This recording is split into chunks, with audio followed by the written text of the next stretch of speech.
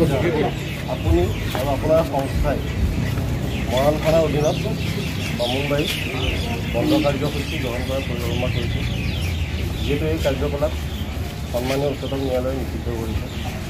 এনেধৰণৰ প্ৰতিবাদে জীৱন আৰু সম্পত্তিৰ বাবে বিপদজনক হ'ব পাৰে, সামগ্ৰিকভাৱে নাগৰিকৰ সুৰক্ষা আৰু নিৰাপত্তা বিপন্ন হ'ব পাৰে। আপোনালোকক ইয়াৰ দ্বাৰা মৰাণ থানাৰ অধিকাৰ ক্ষেত্ৰত বন্ধ কাৰ্যসূচী বা অন্য কোনো ধৰণৰ অংগনবাদী আচৰণ প্ৰদৰ্শন নকৰাৰ বাবে আমি আহ্বান জনাইছোঁ। অন্যথা আইনমতে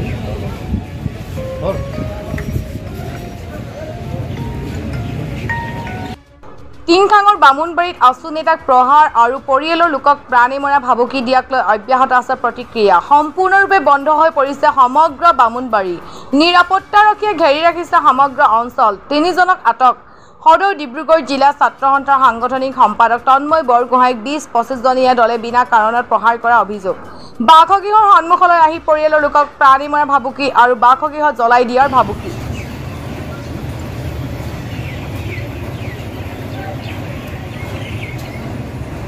যোৱাকালি লেঙেৰী আঞ্চলিক ছাত্ৰ সন্থাৰ সতীৰ্থ সদৌ ডিব্ৰুগড় জিলা ছাত্ৰ সন্থাৰ সাংগঠনিক সম্পাদক তন্ময় বুঢ়াগোহাঁইক যিটো অনা অসমীয়া দলে আক্ৰমণ কৰিলে, ঘৰত সোমাই আচলতে তেওঁলোকে যি ব্যৱহাৰ কৰিলে তাক আমি গৰিহণা দিছোঁ। লেঙেৰী আঞ্চলিক ছাত্ৰ সন্থাই আমি দাবী কৰিছোঁ, যেতিয়ালৈকে অসমীয়াক আক্ৰমণ কৰা অনা অসমীয়া দলটোক পুলিচ বিভাগে যেতিয়ালৈকে কঠোৰ ব্যৱস্থা গ্ৰহণ নকৰে, তেওঁলোকক চালান নিদিয়ে, তেতিয়ালৈকে বামুণবাৰী বন্ধ থাকিব। যেতিয়ালৈকে তেওঁলোকে জেলত প্ৰেৰণ নকৰে তেওঁলোকক, তেতিয়ালৈকে বামুণবাৰী সম্পূৰ্ণৰূপে বন্ধ হ'ব, এয়া আমাৰ দাবী। প্ৰায় 3জনক আমি গম পোৱা মতে তেওঁলোকে গ্ৰেপ্তাৰ কৰিছে। প্ৰায় 25জনীয়া দল এটা আছিল। আমি দাবী কৰিছোঁ যে সেই গোটেই 25জনক তেওঁলোকে অতি শীঘ্ৰে গ্ৰেপ্তাৰ কৰক। আদি দেৱ নামৰ এজনৰ নেতৃত্বত এই সম্পূৰ্ণ ঘটনাটো সংঘটিত হৈছে। সেই আদি দেৱজনেই হৈছে তেওঁলোকৰ লিডাৰ। তেওঁক ইতিমধ্যে গ্ৰেপ্তাৰ কৰা হৈছে আৰু তেওঁক গ্ৰেপ্তাৰ কৰাৰ পাছতেই গোটেইকেইজনক আৰক্ষীয়ে চালান দিব বুলি আমি আশা। ঘটনাৰ মূল আঁৰ হৈছে অসমীয়া আৰু অনা অসমীয়াৰ মাজত তেওঁলোকে যি সংঘাত আনিবলৈ চেষ্টা কৰিছে, সেই সংঘাত আমি বিচ্ছেদ কৰিব লাগিব। কাৰণ এজন অসমীয়াৰ ওপৰত আচলতে অনা অসমীয়া আহি মেলি যি ধৰণে আক্ৰমণ কৰিছে, সেয়া কোনোমতে আমি সহ্য নকৰিম। ইয়াৰ ওপৰত আমি বিহিত ব্যৱস্থা গ্ৰহণ কৰিম আৰু তেওঁলোকে যদি প্ৰশাসনে যদি কম সময়ৰ ভিতৰত তেওঁলোকক জেললৈ প্ৰেৰণ নকৰে, তেনেহ'লে পৰিণতি ইয়াতকৈও অধিক তীব্ৰ হ'ব। কালি এটা বৰ দুখজনক ঘটনা হ'ল।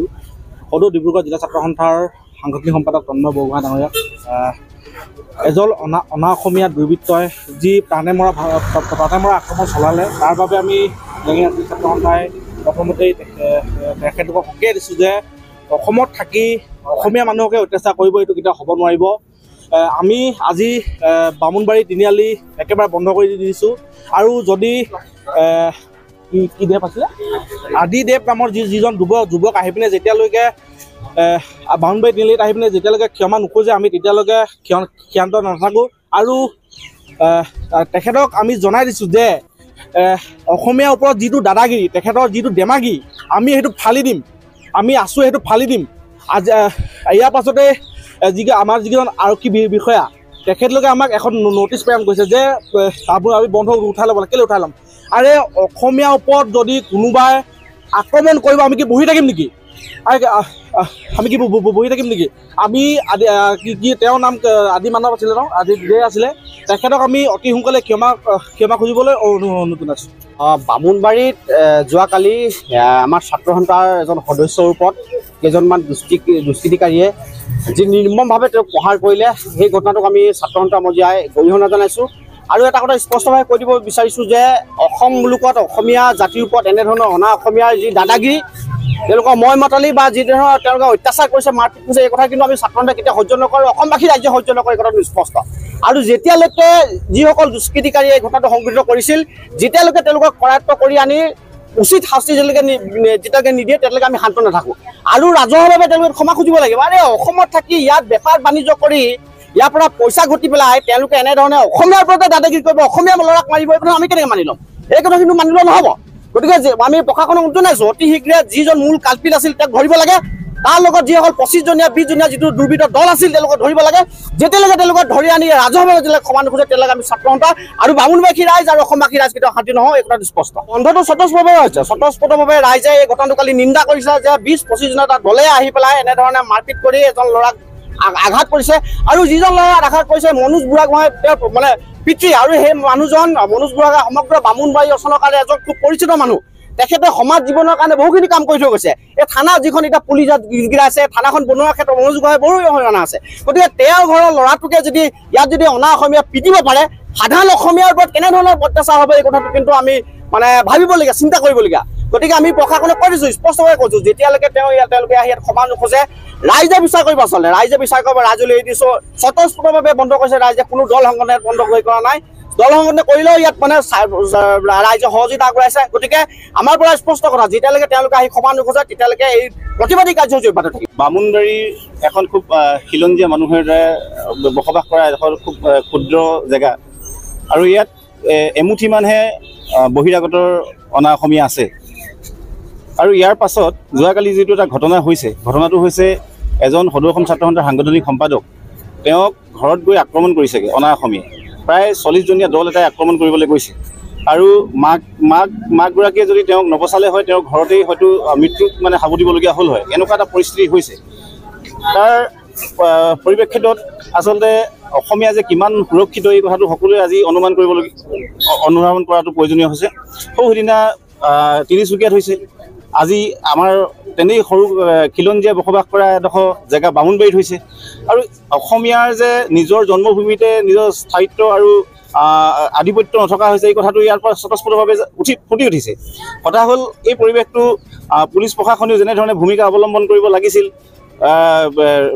ছাত্ৰ সন্থাৰ ব্যক্তিগৰাকী সদস্যগৰাকীৰ পিতৃ মাতৃয়ে এখন থানাত এজাহাৰ দিছে। এজাহাৰৰ ভিত্তিত যিকেইজন কালপিত আছিল কালপিতক কিন্তু এতিয়ালৈকে তেওঁলোকে ধৰি অনা আমাৰ পৰিলক্ষিত হোৱা নাই, আৰু তেওঁলোকক যেনেধৰণে আইনী প্ৰক্ৰিয়াৰ বিহিত ব্যৱস্থা গ্ৰহণ কৰিব লাগিছিল তেওঁলোকে কৰা আমাৰ পৰিলক্ষিত হোৱা নাই। কথাটো হ'ল কি, আমি বিচাৰিছোঁ যে এইখন বিভিন্ন জাতি জনগোষ্ঠীয়ে বসবাস কৰা এই বামুণবাৰীত শান্তিপূৰ্ণভাৱে সকলো জাতি জনগোষ্ঠীৰ বাবে জীয়াই থাকক, সকলোৱে শান্তিপূৰ্ণভাৱে জীয়াই থাকক আমি কামনা কৰোঁ। কিন্তু আজি আপোনাৰ চাওক, অনা অসমীয়া বহিৰাগতই গৈ অসমীয়া ঘৰত গৈ মাৰিবলৈ গৈছে। এইটো কিন্তু অতি অসমীয়াৰ কাৰণে লজ্জা বিষয়, আৰু আমি অবোধ কৰোঁ যে এই অনা অসমীয়াই যে অসমীয়া ঘৰত গৈ মাৰিবলৈ গৈছে বা ৰাস্তাই পদূলিয়ে পাই পিনে থাপ থুপ মাৰিব, এই কথাটো কিন্তু আমি কেতিয়াও অসমীয়া হিচাপে, খিলঞ্জীয়া অসমীয়া হিচাপে আমি কেতিয়াও সহ্য নকৰোঁ। এই আমি ধিক্কাৰ জনাইছোঁ। আৰু ইয়াৰ আচলতে তেওঁলোকে নিজেই গৈ পিনে আক্ৰমণ কৰিছে, কিন্তু এই আক্ৰমণক আমি কিন্তু প্ৰত্যাক্ৰমণ কৰিবৰ কাৰণে অসমীয়া হিচাপে আমিও জাগ্ৰত হৈ আছোঁ। আৰক্ষীয়ে কিন্তু যিসকল অসমীয়াই ওলাই আহিছে, যিসকল দল সংগঠন ওলাই আহিছে তেওঁলোকৰ ওপৰতহে গোচৰ জাপি দিয়া আমাৰ পৰিলক্ষিত হৈছে। এইটো কিন্তু অতি আৰক্ষীৰ যে যিটো অসমীয়াৰ প্ৰতি খিলঞ্জীয়া অসমীয়াৰ প্ৰতি যিবোৰ ভাৱ, যিবোৰ মনোভাৱ, অসমীয়াৰ প্ৰতি যে যিবোৰ আন্তৰিকতা, এই আন্তৰিকতা যে নাই, অসমীয়াক যে পৰোপকাৰে তেওঁ আমাক যে মাৰি পেলাব বিচাৰিছে বা আইনী প্ৰক্ৰিয়া হেঁচা মাৰি আমাক আইনৰ গোচৰৰ ওপৰত গোচৰ জাপি দিব বিচাৰিছে, এই কথা আৰক্ষীয়ে ভূমিকা অৱলম্বন কৰিছে। আচলতে কালপিতৰ নাম উল্লেখ কৰি দিয়া পাছতো ধৰি আনিব পৰা নাইতো আৰক্ষী এটা বিফলতাৰ স্বৰূপ। বন্ধ আমি দিয়া নাই, বন্ধ কোনো ঘোষণা কৰা নাই। বন্ধ স্বতঃস্ফূৰ্তভাৱে হৈছে। সকলো অসমীয়াই আচলতে জাগৃত হৈছে যে সকলোৱে জীৱন আৰু নিৰাপত্তাত ভুগিছে। আচলতে সেইকাৰণে সকলোৱে স্বতঃস্ফূৰ্তভাৱে নিজেই দোকান পোহাৰ বন্ধ কৰিছে, কিন্তু কোনো বন্ধৰ ঘোষণা কৰা হোৱা নাই।